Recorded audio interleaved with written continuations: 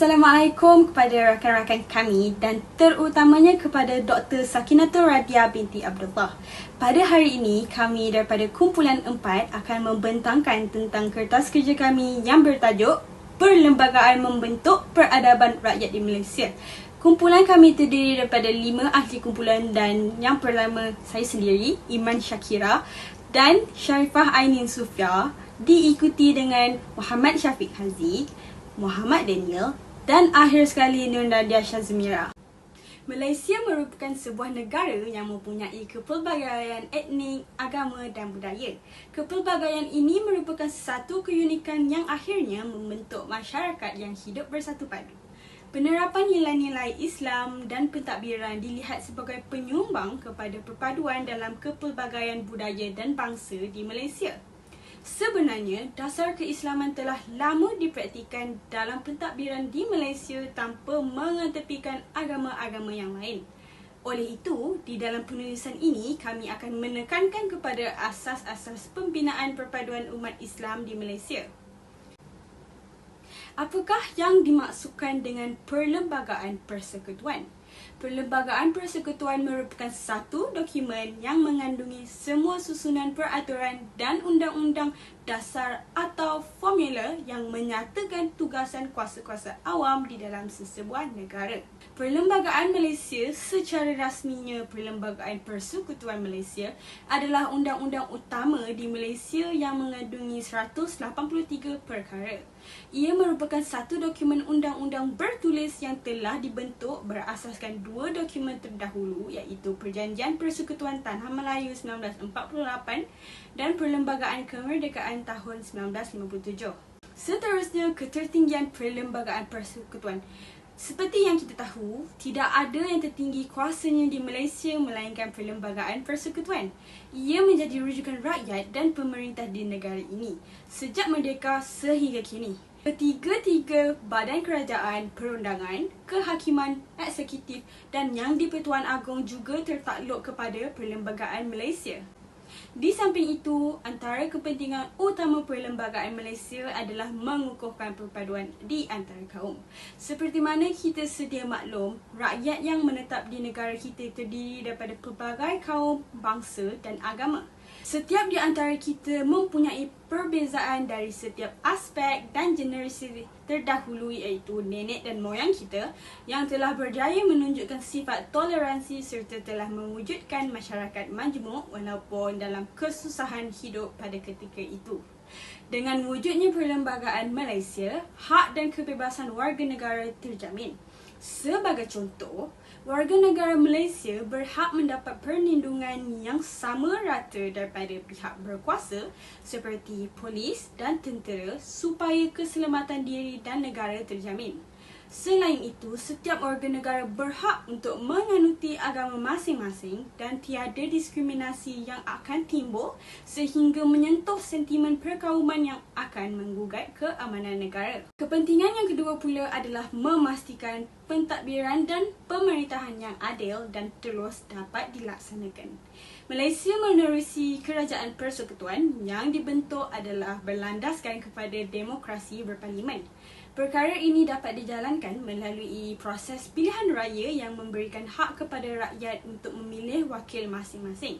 Seterusnya, parti yang mempunyai majoriti kerusi di parlimen akan membentuk Kerajaan Persekutuan dan menjalankan tugas-tugas eksekutif negara.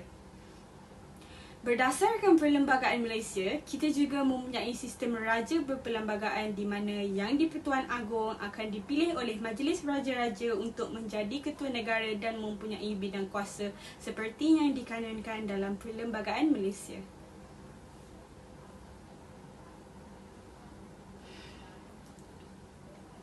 Kesimpulannya, berdasarkan penerangan kertas kerja yang telah dilaporkan dan ditunjukkan di atas, ia telah menunjukkan bahawa sesebuah negara itu memerlukan perlembagaan bagi memastikan tahap peradaban yang tinggi dalam kalangan rakyat. Dengan wujudnya perlembagaan, rakyat dapat berpegang kepada pendirian dan undang-undang agar mereka sedar dan cakna akan tanggungjawab mereka sebagai rakyat dan kepada negara. Seterusnya, saya akan menerangkan dengan lebih lanjut tentang objektif kajian kertas kerja ini. Objektif ini dilakukan adalah untuk menghuraikan dengan lebih lanjut dan juga mendalam tentang peranan pembentukan Perlembagaan Malaysia itu sendiri yang dapat menjadi pokok pangkal dan juga asas dalam menjamin perpaduan kaum yang seperti kita sedia maklum mempunyai pelbagai bangsa dan budaya dan juga etnik. Setiap unsur yang telah termaktub di dalam perlembagaan ini tidak lain tidak bukan adalah bertujuan untuk menjamin keharmonian masyarakat majmuk di negara ini dan juga untuk melancarkan jentera pentadbiran negara yang secara langsung akan menstabilkan keamanan setiap masyarakat di negara ini. Di sini saya akan menerangkan objektif pertama kajian ini, iaitu untuk membincangkan tentang aspek-aspek yang berkaitan yang merupakan tulang belakang kepada keharmonian negara ini. Apakah aspek-aspek yang saya maksudkan di sini? Secara ringkas, aspek yang saya maksudkan di sini adalah unsur-unsur yang terlibat di dalam perlembagaan itu sendiri, seperti bahasa kebangsaan, bahasa Melayu sebagai bahasa kebangsaan, Islam sebagai agama rasmi persekutuan dan juga hak-hak istimewa orang Melayu yang telah ditetapkan di dalam perlembagaan itu sendiri. Dapat kita lihat di sini saudara dan saudari, dengan wujudnya unsur-unsur ini, keharmonian di negara ini semakin terjaga dan terjamin sejak dari wujudnya perlembagaan ini. Perlembagaan Persekutuan menjamin perpaduan kaum di Malaysia. Seperti yang kita sedia maklum dan sudah diterangkan oleh saudari Iman Syakira sebentar tadi, perlembagaan merupakan satu undang-undang tertinggi dan setiap rakyat perlu mematuhi keluhurannya, seperti yang telah termaktub di dalam rukun negara yang ketiga, iaitu keluhuran perlembagaan. Pada masa yang sama, perlembagaan juga merupakan satu penentu kepada rangka dan bentuk pemerintahan serta kuasa yang diamanahkan kepada kerajaan untuk menerajui tampuk pemerintahan di negara ini. Perlembagaan mampu menjamin satu pentadbiran yang bersih, cekap, jujur dan juga adil. Oleh sebab itu, perlembagaan sangat penting dalam sesebuah negara untuk menjamin kesinambungan pentadbiran dan kestabilan politik, seterusnya dapat menjamin kemakmuran dan kesejahteraan rakyat di negara ini. Antara perkara yang ditekankan dalam kajian ini adalah dalam konteks hubungan etnik itu sendiri adalah untuk menjamin kestabilan negara ini. Unsur-unsur perlembagaan yang terdapat di dalam perlembagaan ini menjadi salah satu titik tolak dalam memupuk perpaduan antara kaum di negara ini. Unsur-unsur perlembagaan ini seperti bahasa kebangsaan, agama, hak istimewa orang Melayu dan juga institusi beraja telah menjadi panduan untuk menjamin kecekapan, keadilan, ketelusan dan juga kelancaran jentera pentadbiran itu sendiri.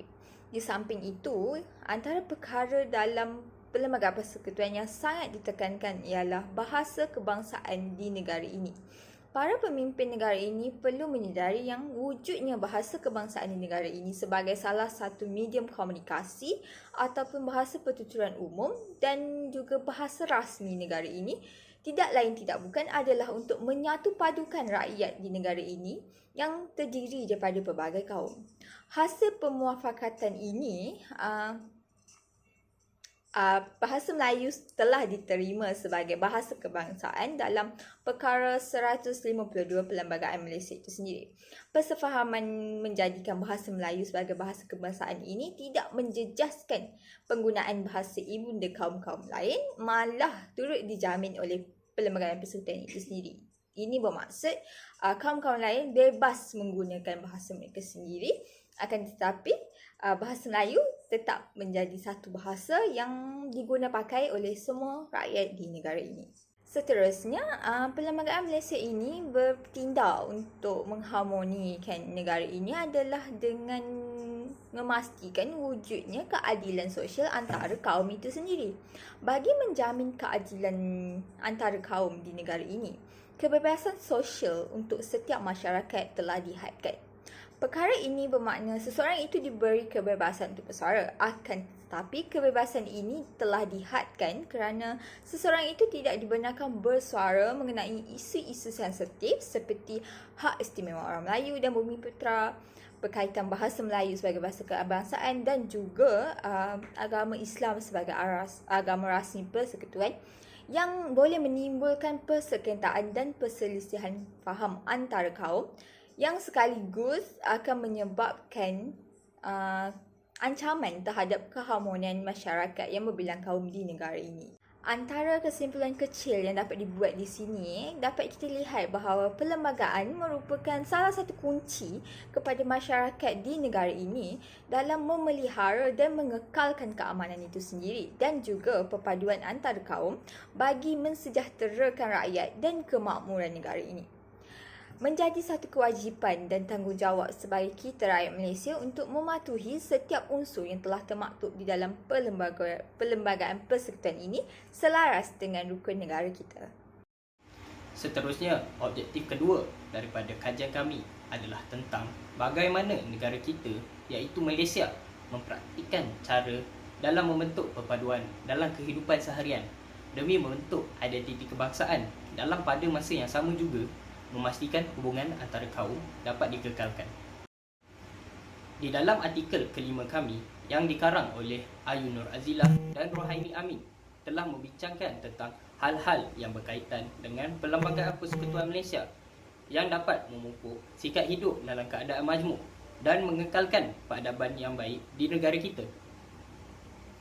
Melalui artikel tersebut, dapat kita saksikan bahawa perkara 3 dalam kurungan 1 yang telah termaktub di dalam Perlembagaan Persekutuan Malaysia telah memartabatkan kedudukan agama Islam sebagai agama persekutuan dan juga agama rasmi bagi negara ini.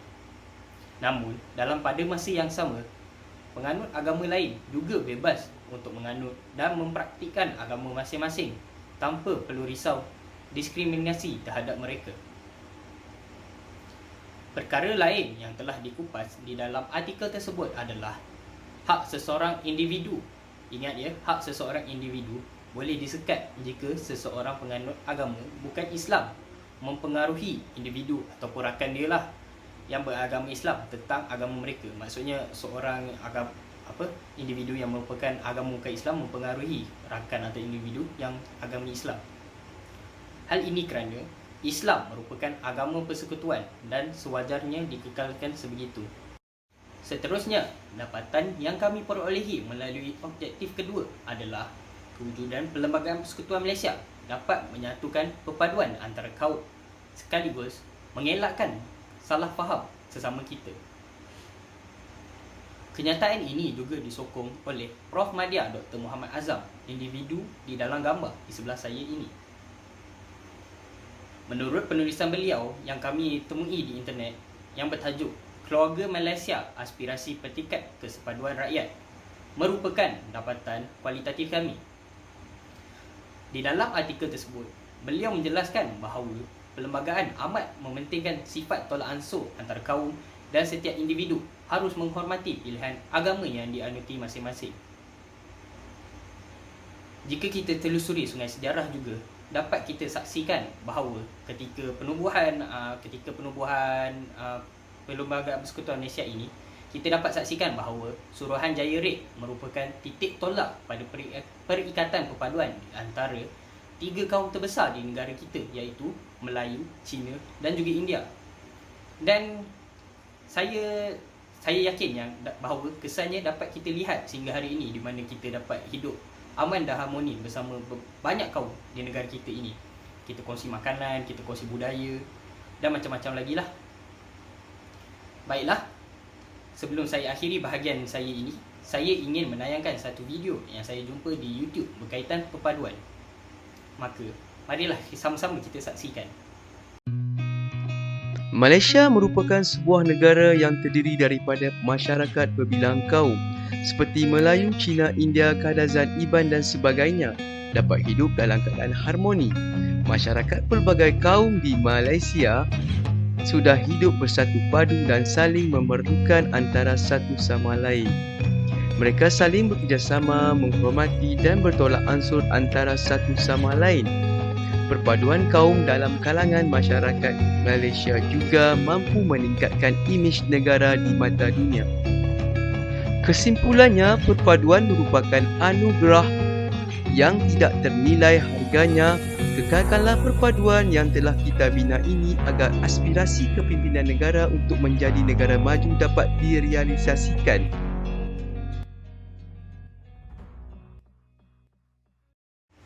Baiklah, video pendek yang telah saya siarkan sebentar tadi adalah video tentang perpaduan. Dan apa yang saya dapat melalui video pendek ini adalah perpaduan merupakan satu nikmat yang kita kecapi atas hasil usaha pemimpin dan pejuang kita terdahulu dalam menuntut kemerdekaan dan keamanan untuk kita semua. Pendek kata, kita sewajarnya bersatu padu dalam mengekalkan keamanan ini agar ia dapat dinikmati juga oleh generasi seterusnya. Lihatlah gambar di sebelah saya ini yang menunjukkan kanak-kanak daripada pelbagai kaum. Walaupun kita ni berlainan kaum, tapi ingatlah bahawa kita ni merupakan bangsa Malaysia. Sekian dari pihak saya. Saya akan memberi peluang kepada rakan saya yang seterusnya untuk membentangkan dapatan beliau. Assalamualaikum warahmatullahi wabarakatuh. Nama saya Nur Nadia Syazmira binti Mustafa. Seterusnya, saya akan membentangkan tentang objektif ketiga iaitu kesan pembentukan Piagam Madinah yang menyumbang kepada penyatuan dan perpaduan multi-etnik di Malaysia. Sebelum saya pergi dengan lebih mendalam, apakah itu Piagam Madinah? Piagam Madinah ialah perlembagaan tertulis yang pertama di dunia dan ianya juga merupakan asas kepada pembentukan negara Islam. Piagam Madinah ini bukan sahaja dapat mempersaudarakan kaum Ansar dan Muhajirin tetapi juga dapat memupuk penyatuan dan perpaduan antara orang Islam dengan orang bukan Islam, contohnya Yahudi. Piagam Madinah mempunyai 47 fasal dan merangkumi dua bahagian di mana bahagian pertama menyentuh 23 fasal mengenai hubungan dan tanggungjawab antara orang Islam dengan orang Islam seperti kaum Ansar dan Muhajirin. Manakala bahagian kedua Piagam Madinah pula menyentuh lagi 24 fasal di mana ia membabitkan kaum bukan Islam iaitu Yahudi dan tanggungjawab mereka kepada negara Islam. Kesan daripada pembentukan Piagam Madinah dalam menyatupadukan penduduk di negara Islam yang terdiri daripada orang Islam dan orang bukan Islam dapat dilihat dalam beberapa aspek. Antaranya aspek politik, pentadbiran, ekonomi dan juga sosial. Dari segi politik, penduduk-penduduk di Madinah sama ada Islam atau bukan Islam tidak ada sikap prejudis terhadap kepimpinan Rasulullah SAW dalam memimpin negara Islam. Hal ini kerana corak pemerintahan baginda yang adil dan saksama menyebabkan penduduk-penduduk di Madinah berasa lebih selamat. Selain itu, aspek pentadbiran. Majoriti penduduk-penduduk di Madinah setuju menerima Rasulullah SAW untuk memimpin negara Islam. Pentadbiran yang dijalankan oleh baginda begitu sistematik dan baginda mewujudkan Piagam Madinah untuk dijadikan panduan untuk membentuk sebuah negara Islam yang berdaulat. Seterusnya, aspek ekonomi. Rasulullah SAW menubuhkan institusi ekonomi yang adil tanpa mengira pangkat dan harta kepada penduduk-penduduk di Madinah. Dan ianya berasaskan Al-Quran supaya tidak ada ketidakadilan berlaku di antara masyarakat di mana orang kaya membolot semua hasil ekonomi. Antaranya ialah Baitul Mal, institusi zakat, sedekah, wakaf, kharaj dan pusaka. Akhir sekali, dari segi sosial, semangat jahiliah dalam kalangan penduduk di Madinah dapat dibanteras dan dihapuskan serta semangat jahiliah ini digantikan dengan semangat patriotik yang baru untuk mempertahankan negara. Hasil daripada ini, Madinah menjadi sebuah negara yang harmoni dan aman kerana penduduk-penduduknya saling bekerjasama dan bersatu padu mempertahankan negara Islam mereka. Isu semasa yang dapat dikaitkan dengan kesan pembentukan Piagam Madinah ini dapat dilihat daripada petikan akhbar yang saya peroleh yang bertajuk Konsep Ummah Menurut Piagam Madinah. Daripada petikan tersebut, penulis menyenaraikan faedah yang boleh dimanfaatkan oleh masyarakat, iaitu yang pertama, setiap kali musim perayaan tiba bagi setiap kaum, ia patutnya diraikan. Hal ini secara tidak langsung akan melahirkan kesejahteraan antara masyarakat berbilang kaum. Kedua, tanggungjawab untuk semua kaum adalah adil dan tidak ada konsep berat sebelah. Ketiga, ukhuwah sesama rakyat dapat dikukuhkan. Keempat, perbuatan yang buruk dan dilarang dapat dibendung. Kelima, tidak mementingkan diri sendiri. Dan yang terakhir, pengiktirafan Allah dan Rasulnya dapat dijadikan sebagai sumber rujukan.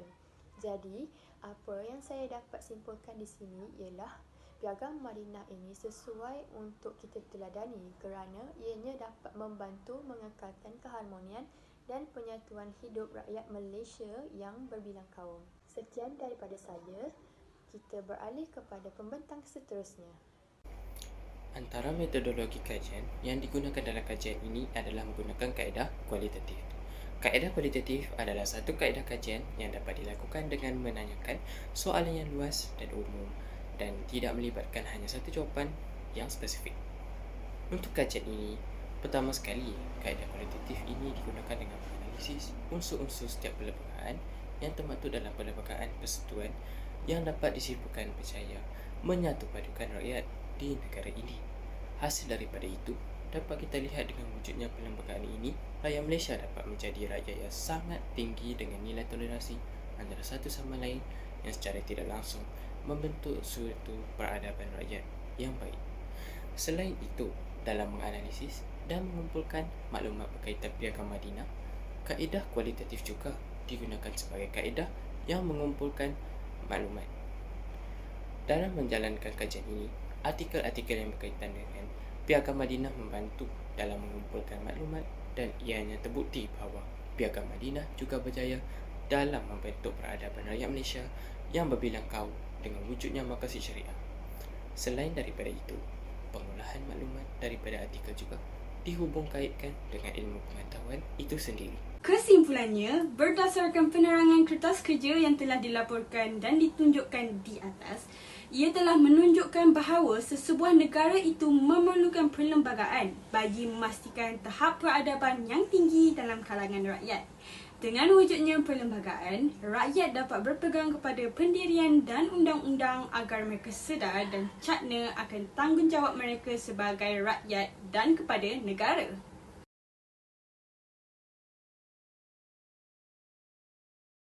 Okey, I rasa yang ni you cakap. Perlembagaan persekutuan. You terangkan dulu perlembagaan persekutuan tu apa. Lepas tu nanti untuk part I tu I tak payah terang banyak sangat dah lah. I just macam, seperti yang diterangkan oleh Imam Shakira, bla bla bla bla. So macam you objektif dengan dapatan kajian yes. yang pertama kan? Yes, objektif pertama and dapatan kajian pertama. So I cakap pasal artikel I je lah. Okay, jom kita dekat video. Alright, kita CPU. dekat. Next, we move on to Bahasa Melayu. Jom. Malaysia itu sendiri yang dapat menjadi pokok pangkal pokok